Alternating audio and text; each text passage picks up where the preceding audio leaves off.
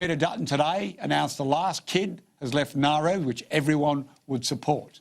But to unpack and get to the bottom of Snowy 2.0, we've got Richie Merzian from the Australia Institute. Welcome, Richie. Thanks very much for your first time on the show to talk to us about Snowy 2.0. For those who don't follow it as closely as you or I, Richie, talk us through what is Snowy 2.0. Sure. So Snowy 2.0 is part of a package that the Prime Minister launched on Monday, and that's a $3.5 billion climate solutions package, and that's stretched out over 10 years. And the one part of that is Snowy 2.0. So that's a $1.4 billion investment in this major hydro facility. It'll basically, this is a government-owned facility. It will create a huge amount of energy, and it will basically, over the next 10 years, provide that firm power so that with all the renewables coming online, you now have that coupled with something that's dispatchable. So it's a useful way to shore up the transition for our energy system, but there's still some major questions that are left unanswered around how Snowy 2.0 will actually unfold. OK, so Richie, the government have signed up to Paris, and despite much criticism, they've stuck to their goals. What does this Snowy 2.0 do to our emissions, in your view? What have your analysis found? Yep. Look, so Snowy 2.0 is part of this climate solutions package, the $3.5 billion over the 10 years. And yet, unfortunately, this package will just not solve our climate problem, which is that our emissions are increasing.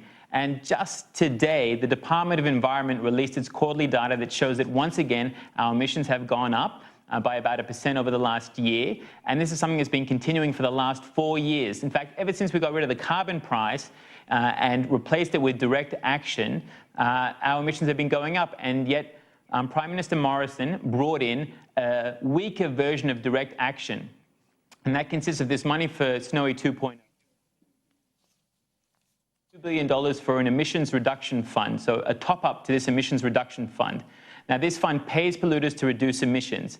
Originally, it had $2.5 billion over 5 years. It's getting less money over a longer period of time. Now, this is the same emissions reduction fund that the Prime Minister basically said, described as a fig leaf to cover inaction on climate change. So what the Prime Minister's done is actually brought in a smaller version of this fig leaf. And the reason it won't reduce our emissions, or the reason it won't get us to our Paris target, is because it doesn't target the sectors of our economy that have the highest emissions. So the Emissions Reduction Fund mainly pays people in agriculture, landholders to reduce their emissions. But when it comes to the big polluting sectors, energy and industry, it falls short. Only 1% of the projects purchased out of the Emissions Reduction Fund go to energy and industry and to try and reduce emissions there. And that's where the majority of our emissions are coming from.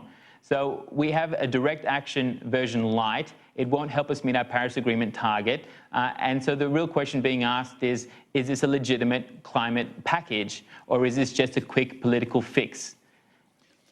But let me take a contrary view to what you're saying, because in the release that the government put out, they said that whilst emissions have increased by 0.9%, this is only due to the fact that steel and aluminium production has increased by 10% and 5.5% respectively this year. In other words, they've had a big ramp up.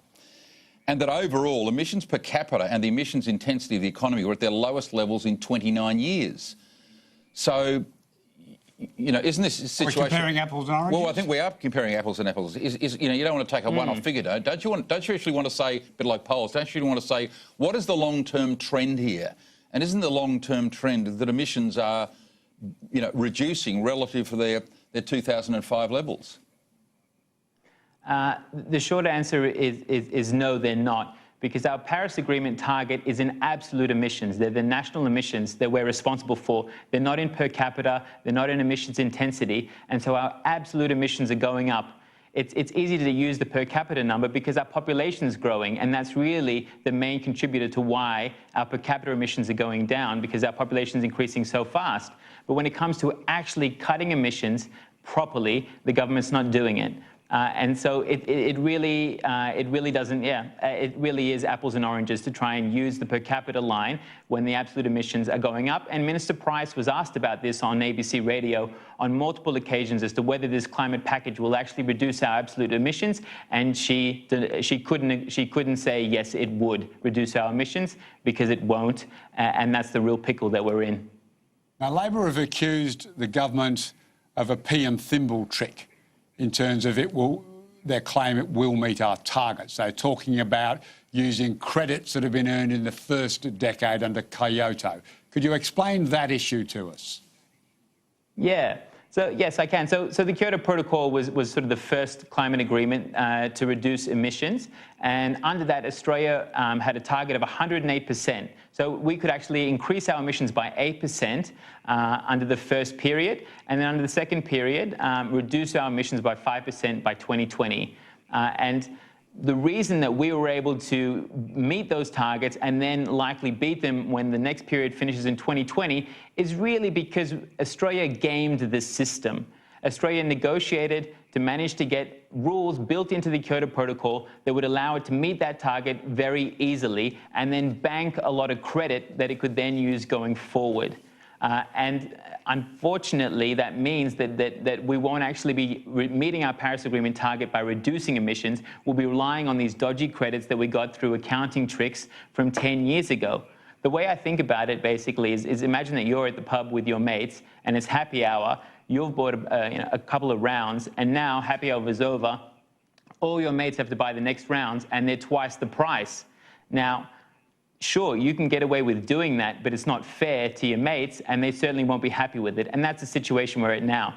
Australia can get away with using this accounting trick, but it's not fair, and other countries are piping up and saying this is not the way to do it. And in fact, almost every developed country has taken a principled position against doing this. New Zealand, Sweden, Germany, it was allowed UK, by Kyoto. Denmark. But it was allowed by the Kyoto Agreement, in terms of what Australia signed up to. It was because Australia negotiated basically the best deal it could possibly get. But really, whether it means that we're implementing Paris in the spirit of the Paris Agreement, whether we're actually trying to reduce our emissions going forward, Australia's not going down that path. We're going to meet half our target by basically using these dodgy credits from the past. And the only reason we got them was because Australia negotiated a clause in the Kyoto Protocol, pretty much called the Australia Clause by most people, which allowed Australia to make use of changes in our land clearing laws. So a lot of the actual emissions reductions were going to happen anyway because of the changes in our land clearing laws that were in the pipeline. So there's no real integrity to the way that Australia is approaching it, and countries are going to call us out for it. And just because Australia can get away with it doesn't make it fair, and it doesn't make it right. And that's why it's a real disappointment to see the government taking this position. Well, Richie, we're going to look into the question of those credits again in the next couple of weeks because it does seem to be a very important part of the debate. I want to thank you very much indeed for being on the show tonight, and we look forward to talking to you again. My pleasure. And Stephen, after the break, the Democratic nominations for the US presidency, part 2, and the final part after the break. Stay tuned. You're watching Conroy and Kroger on Sky News. $55,000 million on the NBN, $200 million on the drought. Nothing to feed our livestock, nothing to support our community. Time for action and practical solutions. Vote 1, United Australia Party. Authorised by Clive Palmer for the United Australia Party, Brisbane. Looking for a hotel? Nobody beats Mr. Convincing on price. Really? Their price? Hotels Combined Price. Their price? Hotels Combined Price. Don't be fooled. Before you book, check Hotels Combined. Hotels Combined. We're not going to Broken Hill. Hold on to your boa, babe. I know a girl. Amy's roadside assist option offers unlimited call-outs 24/7. You are a goddess, darling. Thank you. Unlimited